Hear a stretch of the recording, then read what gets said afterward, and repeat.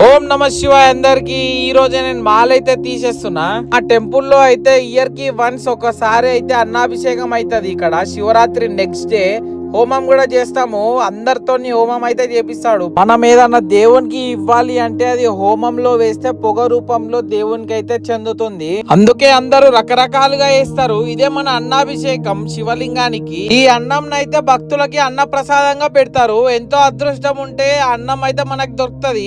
అన్ని కార్యక్రమాలు అయిపోయినాక మాలైతే తీసేశాను. ఇక ఈవినింగ్ టైంలో ఇంటికి వెళ్ళి దేవునికి అయితే మొక్కినాను. టెంపుల్ కి వెళ్ళి శివాభిషేకం అయితే చేసుకున్నాను టెంపుల్లో. ఇదే నా మాలిపినాక ఫస్ట్ అభిషేకం. ఇంకా వేద మంత్రాలతో పంచామృతాలతో అయితే లింగానికి అభిషేకం చేస్తున్నాము. ప్రవీణ్ పంతులు కూడా మనకైతే మంచిగా సపోర్ట్ చేస్తాడు. రుద్ర మంత్రాలతో లింగానికి రుద్రాభిషేకం కూడా చేసినాం. మన కోరికలు శివయ్యకైతే చెప్పుకొని ఆ నుంచి అయితే స్టార్ట్ అయినా. ఫ్రెండ్స్ ని కలవక చాలా రోజులు అవుతుందని వాళ్ళ దగ్గరికి పోయినా. ఇలాంటి మరిన్ని ముచ్చట్ల కోసం ట్రావెల్ విత్ బండిని ఫాలో చేయండి.